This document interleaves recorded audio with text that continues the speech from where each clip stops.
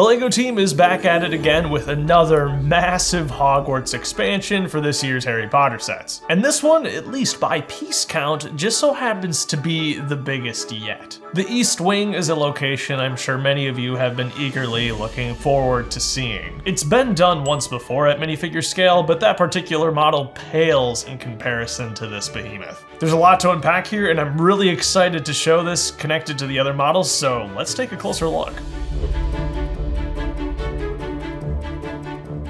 A huge thank you to LEGO for sending over all the new summer Harry Potter sets. Connecting the East Wing to the main tower, the Great Hall, the hospital wing, and the boathouse really just displays the sheer ambition of this project. A project which, like I've mentioned before, is pretty much unprecedented outside of the modular building line. It's always been so baffling to me that other themes don't get this treatment. A multi-year Minecraft village project would be incredible, and I'm sure there's plenty of locations that Ninjago could tackle as well. Yeah, you get the Ninjago city sets every 2 or 3 years, but to get something consistently twice a year would be incredible. The biggest downside of such a project obviously is the price, and perhaps unsurprisingly, the East Wing is the most brutally expensive yet, costing you $270 for 2,100 pieces. Long gone are the days of the Harry Potter theme being generously priced.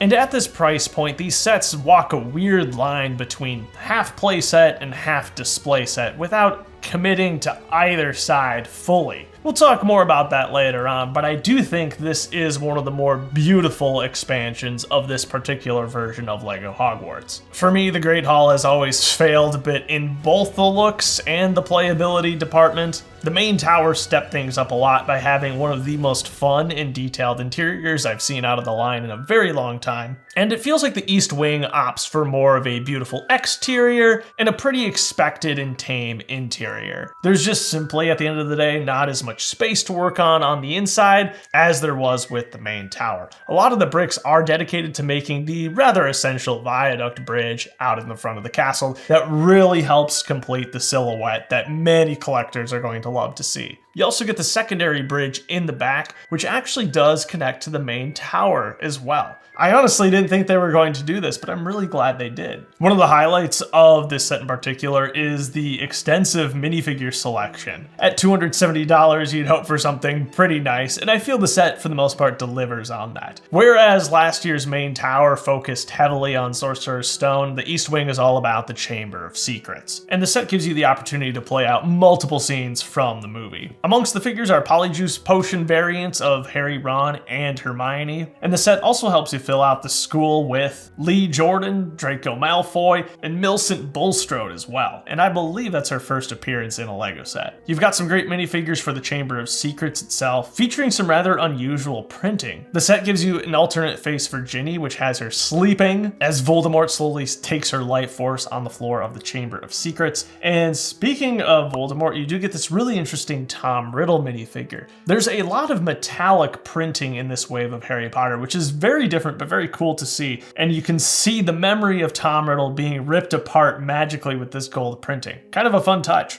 The set wouldn't feel complete without Gilderoy Lockhart, of course, and he's got robes done up in the new warm pink color, which is exciting to see. You got Snape in the set, and then one of the standout staff members of Hogwarts is going to be our best version of Filch yet. There's also more of that lovely metallic printing on his torso and his legs, the copper, and the graphic design team has even gone so far as to give him just a little bit of printing on his shoes. Great minifigure. Moaning Myrtle is included in the set with metallic blue tears. That's kind of cool to see. And even though we've gotten plenty of versions of Myrtle in the past, it just helps make her a bit more unique and special. And then perhaps my favorite figure in the set is going to be the Bloody Baron. The hair, the mustache, the printed legs and torso, it's all great. More of that metallic bronze printing for the blood on his torso. Really cool.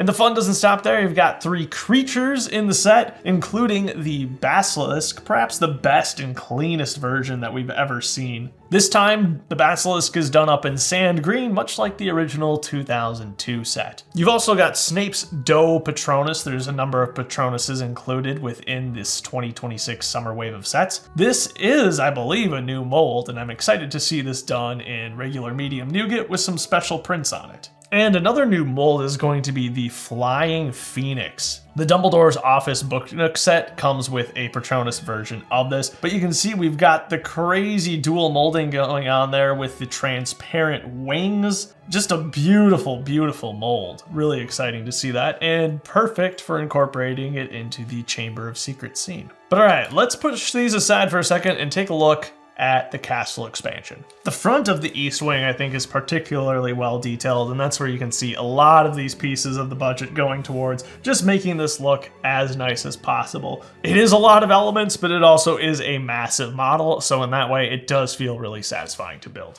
Turning it around, you'll see a pretty expansive interior here. We've got these sliding out interior sections at the base like usual. One being, of course, the Chamber of Secrets, and I think that statue of Salazar Slytherin in particular, even with the use of no stickers, is easily the best that I've seen in an official LEGO set. You get that wonderful printed version of Tom Riddle's diary, as well as a basilisk fang, the sword, and the sorting hat. And much like the last version of the castle, the set makes use of the Ninjago serpentine heads here. This time interestingly done in dark tan and green instead of the previous version's light gray and green. Not sure what the reason for that was. I think the gray just fits a little bit better. The other interior section is the Slytherin common room, the final common room to finish out this version of Hogwarts. Typically, I've not been too fond of these interior bits, but this one actually does it for me. It's really well cleaned up. The walls are substantial enough to make it feel like its own little build that can stand well on its own. The sand green and the dark green is a fun color scheme that doesn't feel out of place with all the other Chamber of Secrets stuff going on down here. I really like this, and it's sturdier than a lot of the other interior bits that we've seen in previous sets. The main entrance will bring you to this platform here, the second floor basically,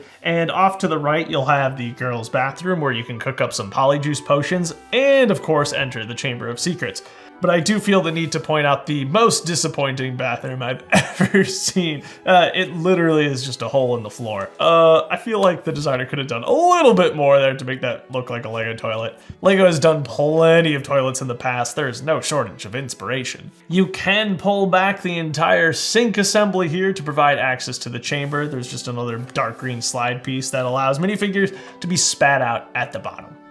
On the other side, you'll find some scary writing on the wall, as well as Mrs. Norris actually hanging from the ceiling. Pretty spooky. The upper level is completely dedicated to the library. On the left-hand side, you'll find the restricted section, and there is indeed the most potent potions book hidden away in there. It is a sticker detail, but still nice to see. There's a globe even hidden in that back tower. And then working your way over to the other side is just the normal part of the library. You've got this lovely sliding ladder, and then just some great book detailing all around. And there you go. That's kind of our whirlwind tour of the East Wing. As I get things connected back together here, though, I am kind of forced to wonder what is the next step for this castle. Interestingly enough, if you look in the instructions, and it does show you how to connect all these models together, it still shows the old Quidditch Tower, independent, unconnected from the rest of the castle, and actually they've pulled the hospital wing from the official layout too. That could just be because it wouldn't show up very well in the full image,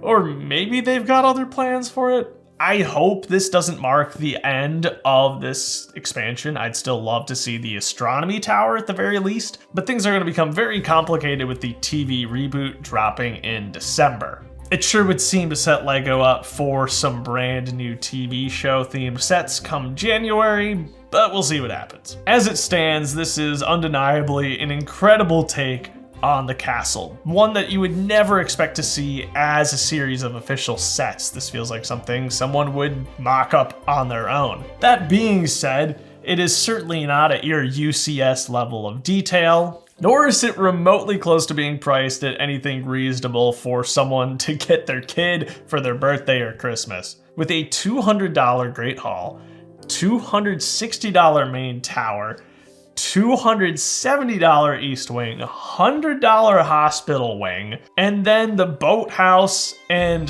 the greenhouse and the Quidditch Tower, which may or may not connect, plus all the interior sections, we are well over $1,000 at this point in product, which is ridiculous. It's a strange beast no matter how you slice it, but it has been fun to build. There's no denying that. And we've gotten some great minifigures out of it.